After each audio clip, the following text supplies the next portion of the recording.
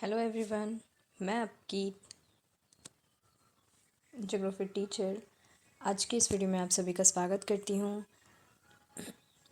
आज की इस वीडियो में हम पढ़ने वाले हैं क्लास 6 का एनसीईआरटी भूगोल चैप्टर नंबर 2 ग्लोब अक्षांश एवं देशांतर, जिसमें मैं चैप्टर को लाइन बाय लाइन पढ़कर आप सभी को एक्सप्लेन करने वाली हूँ।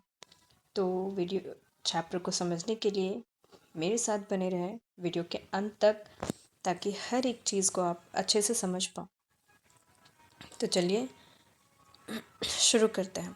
और वीडियो को शुरू करने से पहले अगर आप लोगों ने मेरे चैनल को सब्सक्राइब नहीं किया होगा तो सब्सक्राइब करें, ताकि इस ज्योग्राफी से रिलेटेड जितने भी आगे के चैप्टर्स होंगे, नोट्स होंगे, उसकी नोटिफिकेशन आपको सबसे पहले मिलेगी। और वीडियो पसंद आए तो लाइक करना ना भूलें। तो स्टार्ट करते हैं। अब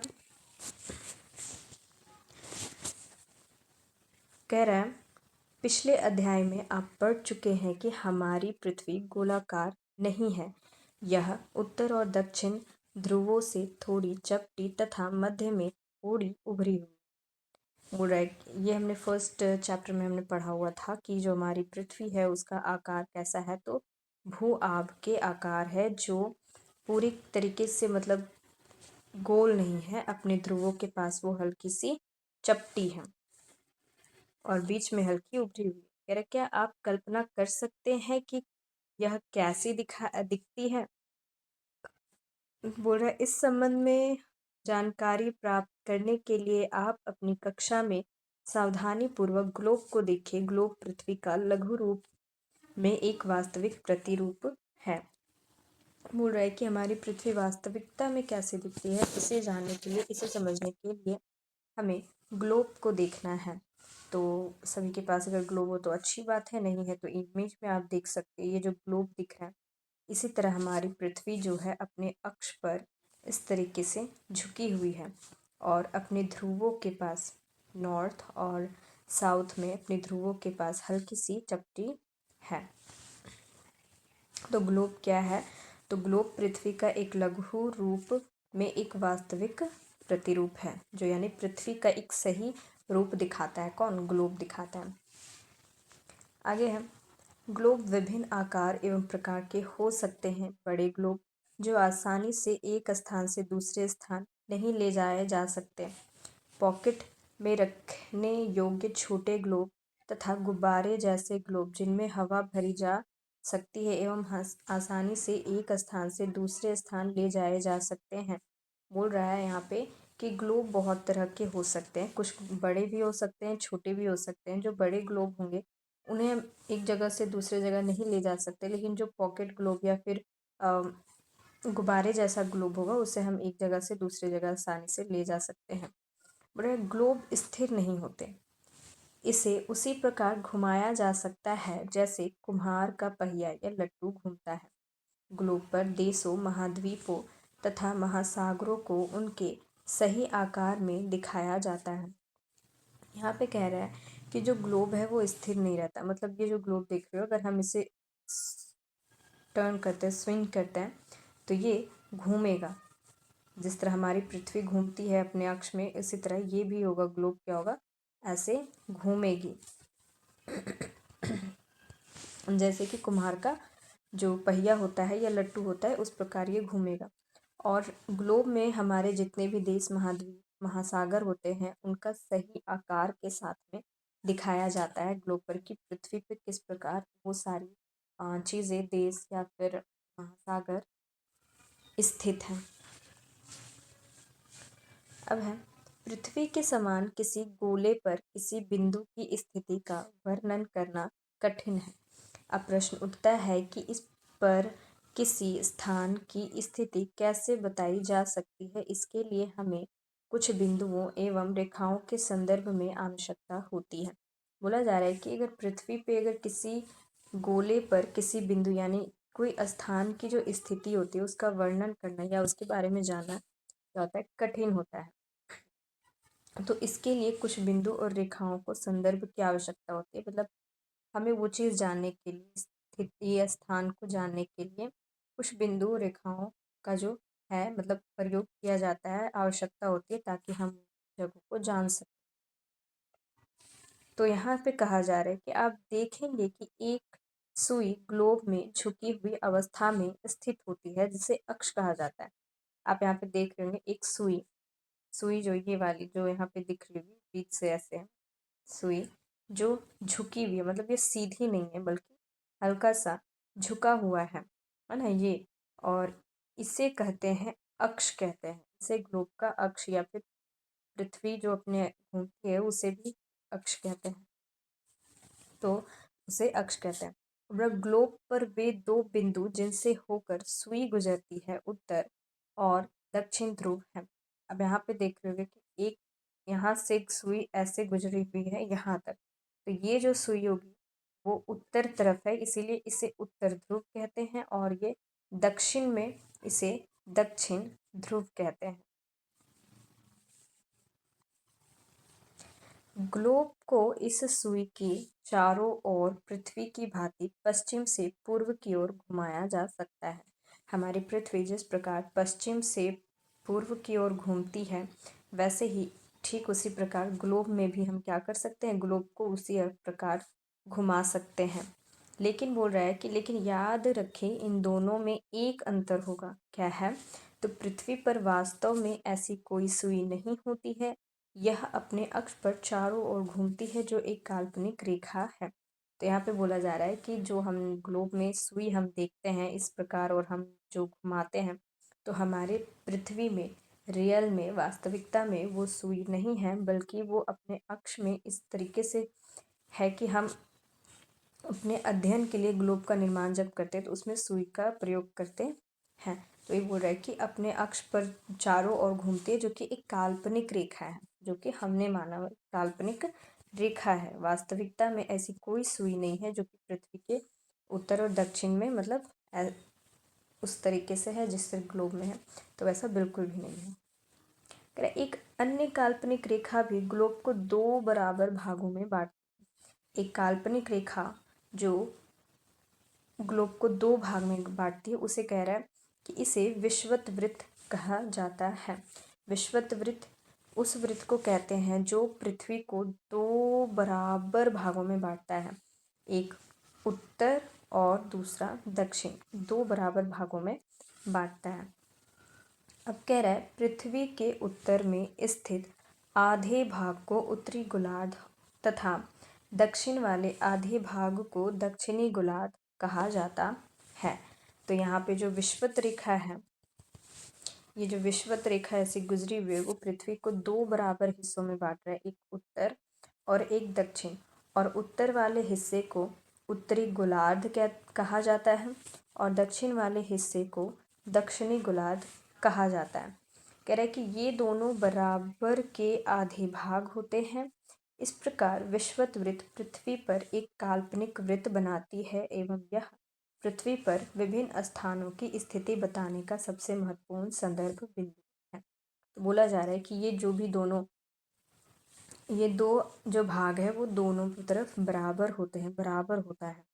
अब बोला जा रहा है जो विषुवत वृत्त है, ठीक है, ये एक काल्पनिक वृत्त है, ये भी सच में नहीं है, बल्कि इसे एक काल्पनिक रेखा हम मानते हैं जो पृथ्वी पर खींची गई है, जो विभिन्न स्थानों की स्थिति बताने के लिए महत्वपूर्ण मानी जाती है। अब कहा जा रहा है विषुवत वृत्त से ध्रुवों तक स्थित सभी समानांतर वृत्तों को अक्षांश रेखाएं कहा जाता है। अक्षांशों को अंश में मापा जाता है। बोला जा रहा है विषुवत से जो ध्रुवों की ओर जो अन्य रेखाएं गई हुई इधर और उधर, इन्हें अक्षांश रेखाएं कहते हैं। इन्हें क्या कहते हैं, अक्षांश रेखाएं। और अक्षांशों को अंश में मापा जाता है, अक्षांशों को अंश में मापा जाता है।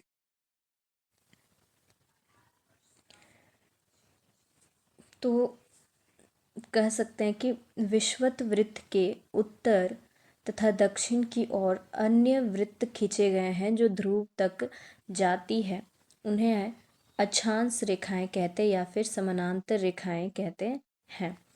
अब है विषुवत वृत्त शून्य अंश अक्षांश को दर्शाती है।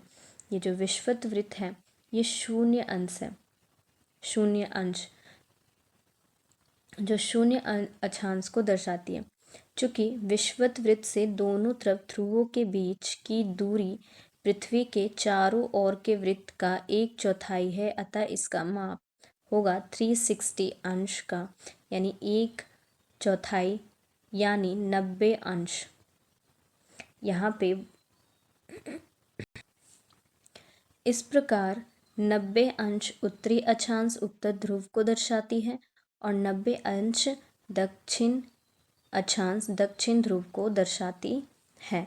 यहाँ पे कहा जा रहा है कि जो अंश है वो विषुवत रेखा के बाद इधर जो गई हुई है, यहाँ पे जो 90 डिग्री का अंश जो बना हुआ है उत्तर में, वो उत्तरी ध्रुव को यानी उत्तरी ध्रुव को दर्शाती है और दक्षिण में जो 90 अंश है, 90 डिग्री जो बना हुआ है, वो दक्षिण ध्रुव को दर्शाती है।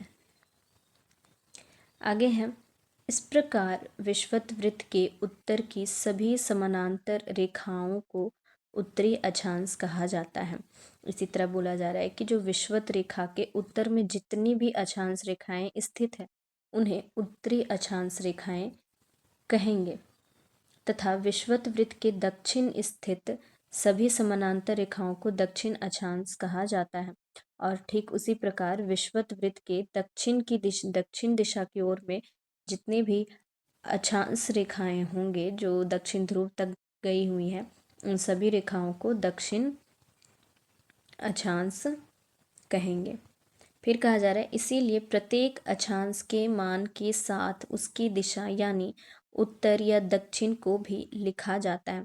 इसीलिए जब भी अक्षांश के मानों को लिखते हैं तो उत्तर और दक्षिण भी लिखते हैं, जिससे हमें पता चलता है कि किस गोलार्ध वाले अक्षांश की बात की जाती है या की जा रही है। सामान्यतः इसे उ या द अक्षर से व्यक्त किया जाता है। उ कहने का मतलब है उत्तर और द कहने का मतलब है दक्षिण। उदाहरण के लिए कह रहा है कि महाराष्ट्र में चंद्रपुर एवं ब्राजील जो कि दक्षिण अमेरिका में बेलो होरिजोटे दोनों एक ही अक्षांश यानी 20 अंश पर स्थित है, लेकिन चंद्रपुर विषुवत वृत्त के 20 अंश उत्तर में और बेलो होरिजेटो जोटे विषुवत वृत्त के 20 अंश दक्षिण में स्थित है। इसलिए हम कह सकते हैं कि चंद्रपुर 20 डिग्री उत्तर अक्षांश पर तथा बेलो होरिजोटे 20 डिग्री दक्षिण अक्षांश पर स्थित है। तो इस प्रकार हम किसी स्थान की स्थिति जान सकते हैं कि वो कहाँ पे स्थित है। जैसे यहाँ पे महाराष्ट्र और बेलो होरिजोटे का उदाहरण दिया गया है, जो कि दोनों ही 20 डिग्री अंश पे स्थित है, परंतु जो महाराष्ट्र का चंद्रपुरा है वो 20 डिग्री उत्तर की ओर स्थित है, लेकिन जो बेलो होरिजेटो है वो दक्षिण की ओर स्थित है, 20 डिग्री दक्षिण की ओर स्थित है। चित्र 2.2 से स्पष्ट है, जैसे जैसे हम विषुवत वृत्त से दूर जाते हैं अक्षांशों का आकार घटता जाता है। 2.2 यहाँ पे कह रहा है कि जैसे जैसे हम ध्रुवों की ओर जाते हैं तो जो अक्षांश वृत्त होता है या रेखा होती है वो ध्रुवों के पास छोटी होती जाती है और अंत में वो एकदम बिंदु सी दिखाई देती है या बिंदु सी हो जाती है। अब है महत्वपूर्ण अक्षांश रेखाएं। हमारे पृथ्वी पे जो महत्वपूर्ण अक्षांश रेखाएं हैं यहाँ पे वो दिखाया गया है। पहला है विषुवत वृत्त, दूसरा कर्क रेखा जो कि उत्तरी गोलार्ध में है, मकर रेखा जो दक्षिणी गोलार्ध में है, फिर है उत्तर ध्रुव वृत्त जो कि उत्तर गोलार्ध में है और दक्षिण ध्रुव वृत्त जो दक्षिणी गोलार्ध में है, और सभी का मान भी दिया गया है। यहाँ इमेज में साथ में ही ताप कटिबंध को भी दर्शाता है कि ये वाले हिस्से में एक जैसा तापमान पाया जाएगा, यहाँ पे और यहाँ पे एक जैसा तापमान पाया जाएगा, और ध्रुवों के पास उत्तर और दक्षिण में एक जैसा तापमान पाया जाएगा। तो चलिए पढ़ते हैं। विषुवत वृत्त 0 डिग्री उत्तर ध्रुव 90 डिग्री तथा दक्षिण ध्रुव 90 डिग्री दक्षिण के अतिरिक्त 4 महत्वपूर्ण अक्षांश रेखाएं भी हैं। वो ये है कि पहला है उत्तरी गोलार्ध में कर्क रेखा जो कि 23.5 डिग्री उत्तर में है। दक्षिणी गोलार्ध में मकर रेखा जो 23.5 डिग्री दक्षिण में है। विषुवत वृत्त के 66.5 डिग्री उत्तर में उत्तरी ध्रुव वृत्त, विषुवत रेखा के 66.5 डिग्री दक्षिण में दक्षिण ध्रुव वृत्त। तो ये है महत्वपूर्ण रेखाएं जो कि इस मैप में भी यहाँ पे दिखाया गया है। विषुवत वृत्त और ध्रुव के अलावा 4 रेखाएं जो कि महत्वपूर्ण है।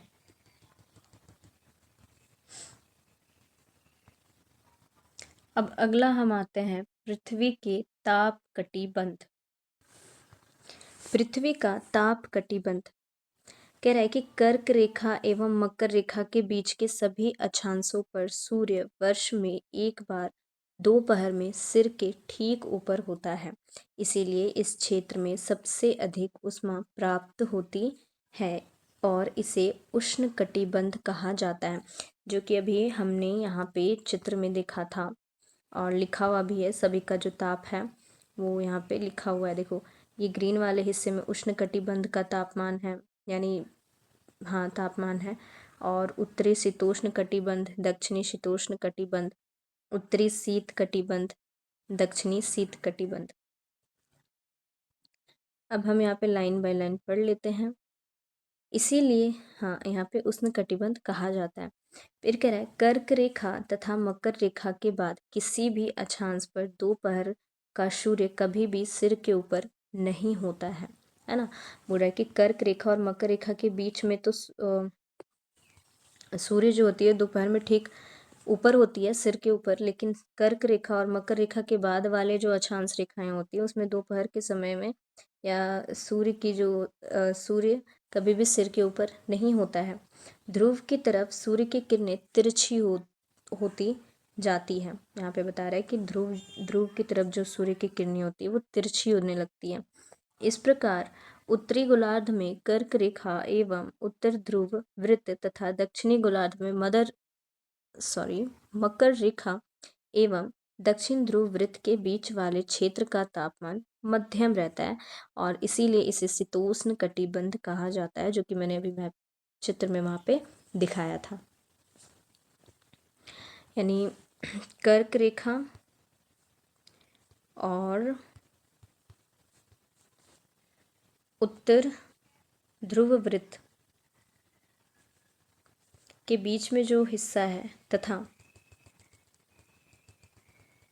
मकर रेखा और दक्षिण ध्रुव वृत्त के बीच में जो हिस्सा है वहाँ का जो तापमान होगा वो एक समान होगा और इससे वाले तापमान या भाग को शीतोष्ण कटिबंध कहेंगे। ठीक है। फिर कहा जा रहा है उत्तरी गोलार्ध में उत्तर ध्रुव वृत्त एवं उत्तरी ध्रुव तथा दक्षिण गोलार्ध में दक्षिण ध्रुव वृत्त एवं दक्षिणी ध्रुव के बीच के क्षेत्र में ठंड बहुत अधिक होती है, क्योंकि यहाँ सूर्य क्षितिज से ज़्यादा ऊपर नहीं आ पाता है, इसीलिए ये शीत कटिबंध कहलाते हैं। तो बोला जा रहा है उत्तरी गोलार्ध में उत्तर ध्रुव वृत्त और उत्तरी ध्रुव, है ना,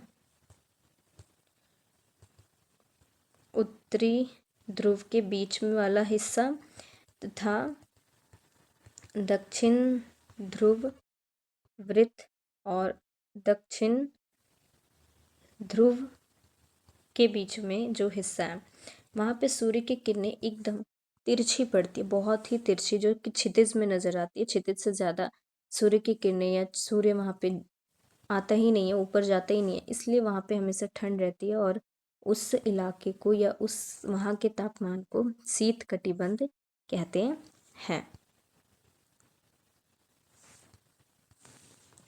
अब है देशांतर क्या है। हमने पहले पढ़ा अक्षांश रेखाएं, अब है देशांतर रेखा। तो देशांतर रेखा किस रेखा को कहेंगे? तो देशांतर रेखाएं आप यहाँ पे चित्र में देख पा रहे होंगे कि वो रेखा जो उत्तरी ध्रुव को दक्षिण ध्रुव से जोड़ती है, उन रेखाओं को देशांतर रेखाएं कहते हैं। तो इसके बारे में हम पढ़ते हैं अभी। कह रहे हैं किसी स्थान की स्थिति को बताने के लिए उस स्थान के अक्षांश के अतिरिक्त कुछ और जानकारियों की आवश्यकता भी होती है। आप देख सकते हैं कि प्रशांत महासागर में स्थित टोंगा द्वीप एवं हिंद महासागर में स्थित मॉरिशस द्वीप एक ही अक्षांश यानी कि 20 डिग्री दक्षिण पर स्थित है। उनकी सही स्थिति जानने के लिए यह पता करना होगा कि उत्तर ध्रुव को दक्षिण ध्रुव से जोड़ने वाली संदर्भ रेखा से पूर्व या पश्चिम की ओर इन स्थानों की दूरी कितनी है। बोल रहा है कि हमें अक्षांश रेखाओं के अलावा भी कुछ रेखाओं के बारे में जानना आवश्यक होता है। क्यों? क्योंकि कभी कभी क्या होता है कि कुछ स्थान जैसे कि टोंगा द्वीप और हिंद महासागर में स्थित मॉरिशस एक ही अक्षांश रेखा पर स्थित है, 20 डिग्री अक्षांश जो कि दक्षिण में है स्थित है। तो उनकी सही स्थिति जानने के लिए कह रहा है कि यह पता करना होगा कि उत्तरी ध्रुव को दक्षिण ध्रुव से जोड़ने वाली जो संदर्भ रेखा है वो पूर्व या पश्चिम की ओर इन स्थानों की दूरी कितनी है, तब हम उनकी सही स्थिति को जान सकते हैं। तो कह रहे हैं इन संदर्भ रेखाओं को देशांतर या याम्योत्तर कहते हैं तथा उनके बीच की दूरी को देशांतर के अंशों में मापा जाता है। बोला जा रहा है कि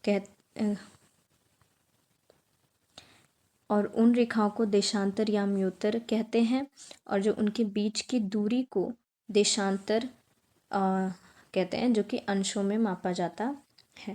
बोला जा रहा है प्रत्येक अंश को मिनट में और मिनट को सेकंड में विभाजित किया जाता है। जो देशांतरीय बीच का जो दूरी होता है उसे मिनट यानी अंश को मिनट और मिनट को सेकंड में विभाजित किया जाता है। फिर कह रहा है ये अर्धवृत्त हैं तथा उनके बीच की दूरी ध्रुवों की तरफ बढ़ने पर घटती जाती है एवं ध्रुवों पर शून्य हो जाती है जहाँ सभी देशांतरीय याम्योत्तर आपस में मिलते हैं। कहा जा रहा है कि ये अर्धवृत्त हैं जिनके बीच की दूरी जो होती है, मतलब जो ऐसे सर्कल बना होता है और ये जो दूरी होती है वो ध्रुवों के पास घटती जाती है। दिख रही होगी कि यहाँ पे विषुवत रेखाओं के पास क्या है कि दूरी ज़्यादा है, देशांतरों के बीच में क्या है, दूरी ज़्यादा है, लेकिन जैसे ही वो ध्रुवों की ओर जा रही है उनकी दूरी कम होते जा रही है और जैसे ही वो ध्रुव के पास में पहुंचती है, उत्तरी ध्रुव और दक्षिणी ध्रुव के पास में, तो वो जितनी भी रेखाएं होती है वो आपस में मिल जाती है। जितनी भी देशांतरीय या याम्योत्तर रेखाएं होती है वो आपस में मिल जाती हैं। कह रहे अक्षांश रेखाओं से भिन्न सभी देशांतरीय याम्योत्तरों की लंबाई समान होती है। बोला जा रहा है अक्षांश रेखाओं से भिन्न सभी देशांतर याम्योत्तर की लंबाई समान होती है। कहने का मतलब है कि अक्षांश रेखा की जो लंबाई होती है या आकार होता है वो ध्रुवों के पास कम होती जाती है।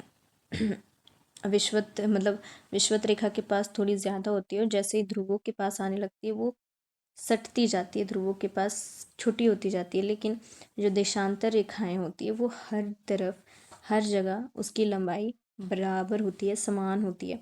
इसलिए इन्हें सिर्फ मुख्य संख्याओं में व्यक्त करना कठिन था। तब सभी देशों ने निश्चय किया कि ग्रीनविच, जहाँ ब्रिटिश राज के वेधशाला स्थित है, से गुजरने वाली याम्योत्तर से पूर्व और पश्चिम की ओर गिनती शुरू की जाए। तो बोला जा रहा है चूँकि ये सभी जितनी भी रेखाएं थी उनका आकार, उनकी लंबाई बराबर था, तो इसलिए बोल रहा है कि इनका मुख्य संख्याओं को व्यक्त करना कठिन था कि किस संख्या को एक सही संख्या चुने, मतलब किस याम्योत्तर को मुख्य संख्या के रूप में चुने, जो कि कठिन था। तभी सभी देशों ने निश्चय किया कि जो ग्रीनविच देश है, जो कि ब्रिटिश राज के वेधशाला जहाँ पे स्थित है, उससे जो याम्योत्तर गुजर रही है वहाँ से उस याम्योत्तर से पूर्व और पश्चिम की ओर गिनती शुरू की जाए। और इस याम्योत्तर को प्रमुख याम्योत्तर कहते हैं। और इसी याम्योत्तर को, मतलब जिस याम्योत्तर को मुख्य माना गया और वहाँ से पूर्व और पश्चिम दो भाग किए गए या बांटा गया उसे प्रमुख याम्योत्तर कहते हैं। कहा जा रहा है इसका मान 0 डिग्री देशांतर है तथा यहाँ से हम 180 डिग्री पूर्व या 180 डिग्री पश्चिम तक गणना करते हैं।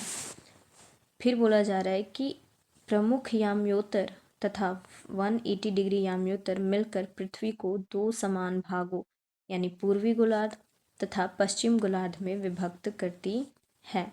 कहा जा रहा है कि जो हमारा पृथ्वी है पृथ्वी में जो देशांतर रेखा है वो 0 से 180 डिग्री, इधर इसके पीछे वाले साइड में 180 डिग्री होगा, जो कि ये दोनों मिल करके इस तरीके से मिल करके पृथ्वी को दो भाग में बांट रही है, जो कि एक पूर्व होगा और दूसरा होगा पश्चिम, और पूर्व वाले हिस्से को पूर्वी गोलार्ध और पश्चिम वाले हिस्से को पश्चिमी गोलार्ध कहेंगे। आगे कह रहा है इसलिए किसी स्थान के देशांतर के आगे पूर्व के लिए अक्षर पू तथा पश्चिम के लिए अक्षर प का उपयोग करते हैं, और इसीलिए अगर हम पूर्व की ओर वाले जितने भी देश का जिक्र करते हैं तो उस जब याम्योत्तर का मान हम लिखते हैं तब हम पू का इस्तेमाल करते हैं, यानी कि पूर्व, और पश्चिम तरफ की अगर हम बात करते हैं तब प का इस्तेमाल करते हैं। फिर आगे कह रहा है यह जानना रोचक होगा कि 180 पूर्व और 180 पश्चिम याम्योत्तर एक ही रेखा पर स्थित है। मतलब जो 180 डिग्री पूर्व और 180 पश्चिम वो एक ही लाइन है। मतलब हम पूर्व की ओर से गिनेंगे तो 180 डिग्री पूर्व कहेंगे, और पश्चिम की ओर से गिनेंगे तो 180 पश्चिम कहेंगे, लेकिन वो एक ही लाइन है, दो लाइन नहीं है, अलग अलग रेखा नहीं है, बल्कि एक ही रेखा है। फिर कह रहा है अब ग्लोब पर अक्षांश रेखाओं एवं देशांतरीय याम्योत्तर के बीच द्वारा बनी ग्रिड को देखें। ये जो ग्रिड दिख रहा है, कह रहा है अगर आपको किसी स्थान के अक्षांश एवं देशांतर की सही जानकारी हो तो ग्लोब पर आप उस स्थान का पता आसानी से लगा सकते हैं। यानी अगर हमें अक्षांश और देशांतर का ज्ञान अच्छे से मालूम हो तो हम कोई भी स्थान का जानकारी पता कर सकते हैं कि वह कहाँ पे स्थित होगी। अब है उदाहरण के लिए कह रहा है असम में धुबरी जो कि 26 डिग्री उत्तरी अक्षांश और 90 डिग्री पूर्वी देशांतर पर स्थित है। अब उस बिंदु को देखिए जहाँ ये दोनों रेखाएं एक दूसरे को काटती है, यह बिंदु धुबरी की सही स्थिति होगी। मतलब अक्षांश रेखा जो कि 26 डिग्री उत्तरी है और 90 डिग्री जो कि पूर्वी देशांतर रेखा है, ये दोनों किसका स्थिति बता रहा है? धुबरी का स्थिति बता रहा है। और जहाँ पे ये रेखा कट रही है इस बिंदु पे, यहाँ पे धुबरी स्थित है, यानी धुबरी यहाँ पे है। आगे है इसको समझने के लिए कागज पर समान दूरी वाली क्षैतिज तथा ऊर्ध्वाधर रेखाएं खींची। अब बोल रहा है इसको समझने के लिए एक रेखा खींचना है, यहाँ पे जिस कागज पे खींचने कह रहा है, यहाँ पे था मैं दिखाती हूँ, ये रहा है ना, यहाँ पे खींचा गया है जो कि, और उसके बारे में यहाँ पे बताया गया है कि खींचिए ऊर्ध्वाधर रेखाओं को संख्या 1 to 3 से और क्षैतिज रेखाओं को क ख ग ख अंग अक्षरों से व्यक्त करें। जिन बिंदुओं पर ये ऊर्ध्वाधर एवं क्षैतिज रेखाएं एक दूसरे को काटती है वहां कुछ छोटे वृत्त खींचिए। इन छोटे वृत्त को अ ब स द ध नामों से व्यक्त कीजिए। मान लीजिए कि ऊर्ध्वाधर रेखाएं पूर्व देशांतर और क्षैतिज रेखाएं उत्तरी अक्षांशों का व्यक्त करती हैं। यहाँ पे जो कि दिखाया गया है चित्र में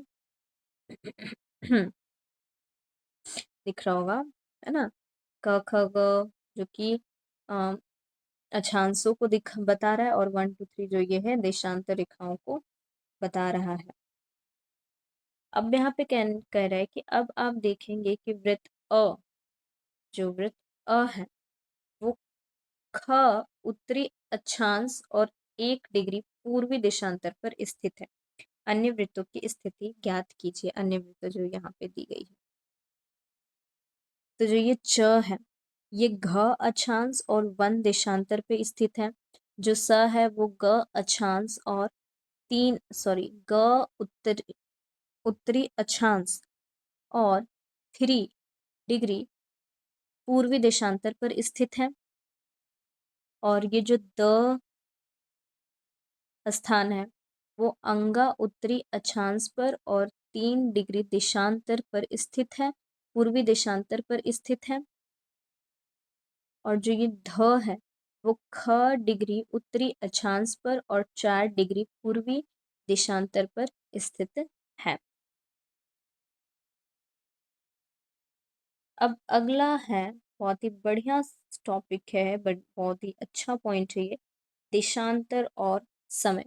हमारा जो देशांतर है वो सिर्फ किसी स्थान की स्थिति को बताता नहीं है, बल्कि ये किसी भी स्थान के समय को भी बताता है कि वहाँ देश का जो समय होता है वो देशांतर के माध्यम से ही बताया जाता है।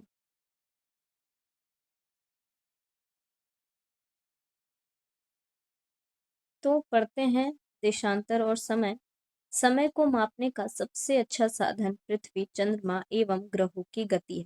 कहा जा रहा है कि समय को मापने के लिए सबसे अच्छा जो साधन है वो हमारा पृथ्वी, चंद्रमा और ग्रह ही है। फिर कह रहा है कि सूर्योदय और सूर्यास्त प्रतिदिन होता है, अतः स्वाभाविक ही है कि यह पूरे विश्व में समय निर्धारण का सबसे अच्छा साधन है। कि सूर्योदय हो रहा है और सूर्यास्त हो रहा है, यह पूरे विश्व में समय मापने के लिए सबसे बढ़िया है। फिर भी कह रहा है कि स्थानीय समय का अनुमान सूर्य के द्वारा बनने वाली परछाई से लगाया जा सकता है।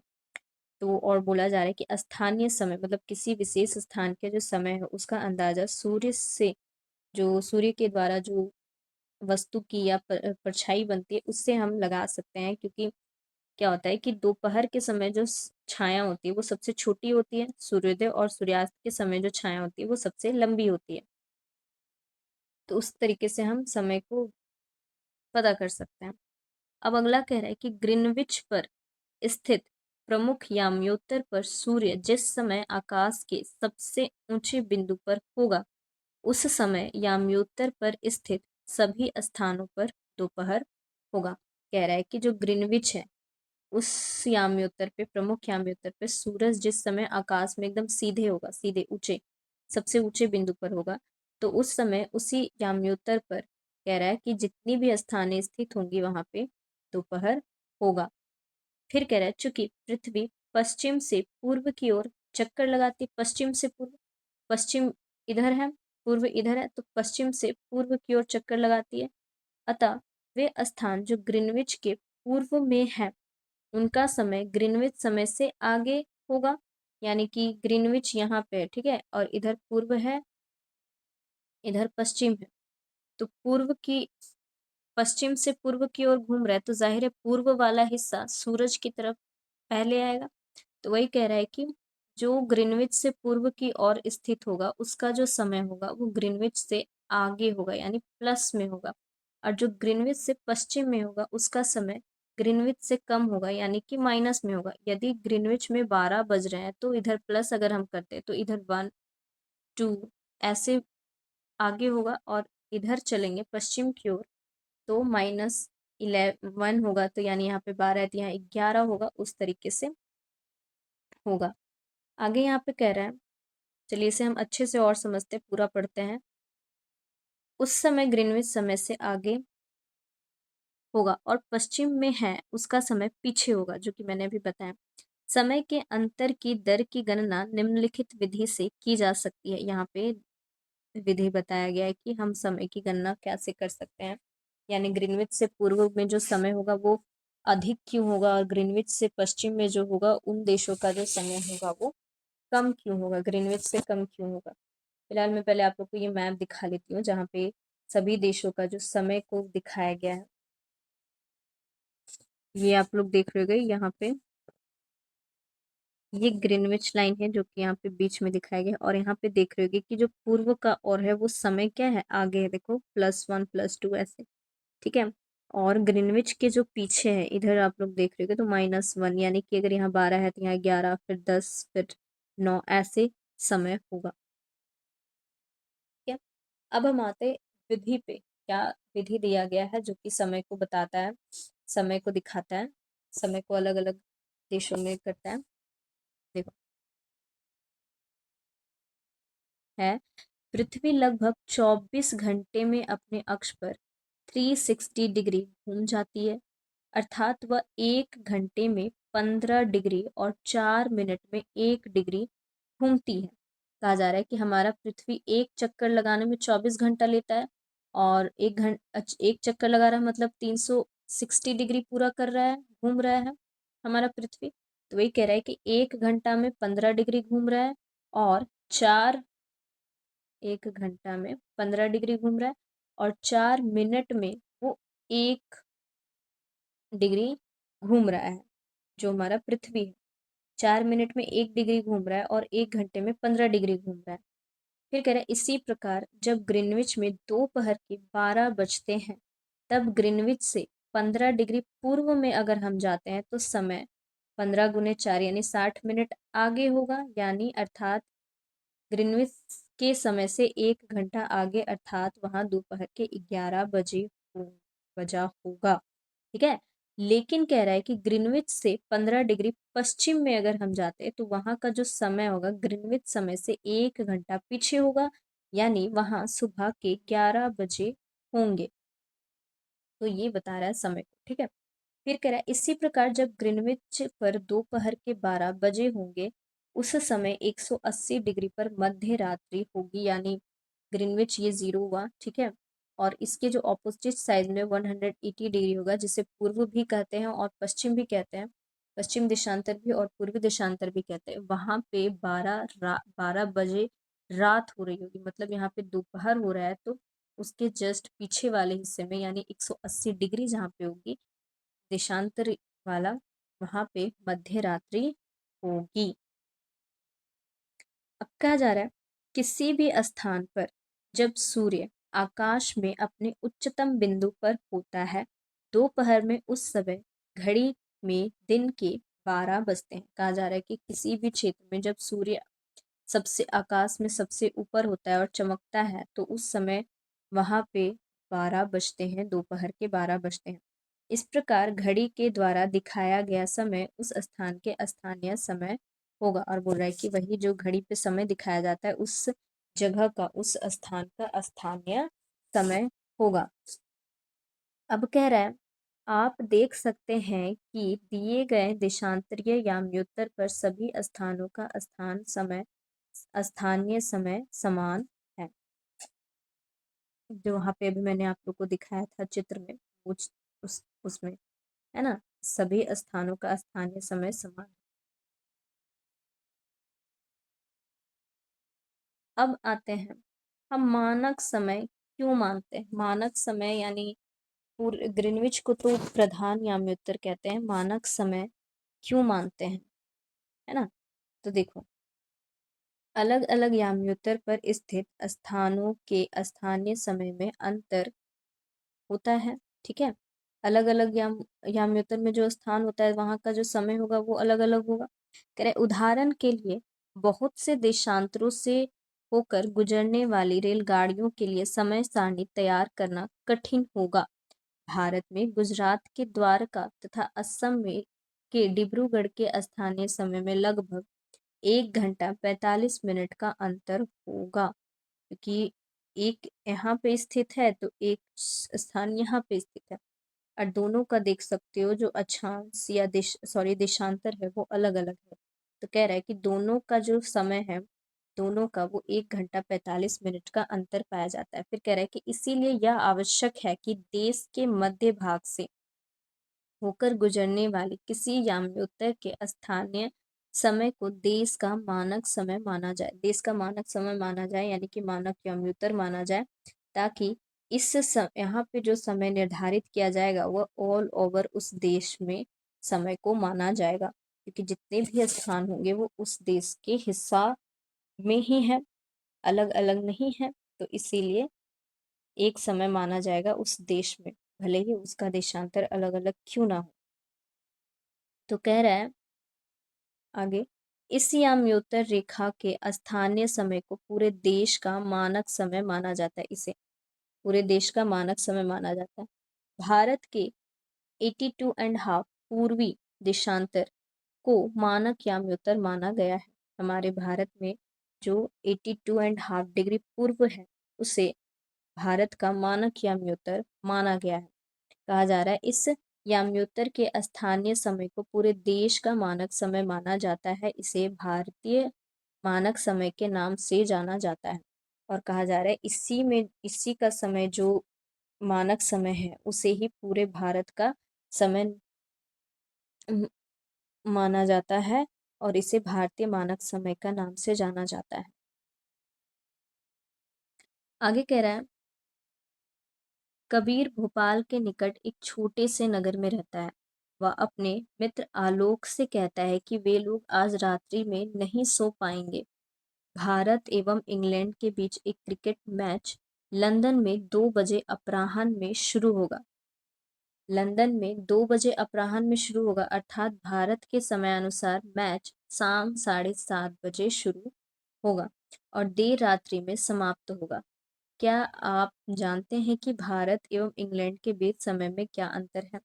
तो आप इसे निकाल सकते हैं अगर आपको दोनों देशों का मानक याम्योत्तर पता हो तो आपसे होमवर्क होगा या टास्क होगा कि आप उसे निकालें और हमें कमेंट में बताएं कि इंग्लैंड और इंडिया यानी भारत के बीच में जो समय का अंतर कितना है। वैसे यहाँ पे दिया हुआ भी है शायद। बोले भारत ग्रीनविच के पूर्व यानी 82.5 पूर्व में स्थित है तथा यहाँ का समय ग्रीनविच समय से 5 घंटा 30 मिनट आगे है। इसीलिए जब लंदन में दोपहर के 2 बजे होंगे तब भारत में शाम के 7:30 बजे होंगे। कुछ देशों का जो देशांतरीय विस्तार अधिक होता है जिसके कारण वहाँ एक से अधिक मानक समय अपनाए गए हैं। तो यहाँ पे बता दिया गया है कि जो हमारे भारत का 82 डिग्री 30 इंच पूर्व देशांतर है जो कि हमारे भारत का मानक समय है और यह जो है ग्रीनविच से ग्रीनविच का जो समय है उससे 5 घंटा 30 मिनट आगे है। ठीक है, इसीलिए कह रहा है कि जब लंदन में दोपहर 2 बजेगा तो 5.5 घंटा हम आगे होंगे यानी हमारे यहाँ शाम हो रही होगी 7:30 बज रहा होगा। ठीक है, वही यहाँ पे बताया गया। अब यहाँ पे कह रहा है कि कुछ देश का जो देशांतरी विस्तार अधिक होता है जिसके कारण वहाँ एक से अधिक मानक समय को अपनाया जाता है। जैसे उदाहरण में दिया गया है कि रूस इतना बड़ा देश है कि वहाँ 11 मानक समयों को अपनाया गया है। 11 मानक समय, सोच सकते हैं कितना ही विशाल देश है वो, बड़ा है। फिर बोल रहा है कि पृथ्वी को एक एक घंटे वाले 24 समय क्षेत्रों में बांटा गया है। एक एक घंटे करके 24 समय क्षेत्रों में बांटा गया है। इस प्रकार प्रत्येक समय क्षेत्र यानी 15 डिग्री देशांतर तक के क्षेत्र को घेरता यानी एक समय क्षेत्र 15 डिग्री देशांतर को घेरता है ना, वो यहाँ पे बताया गया है।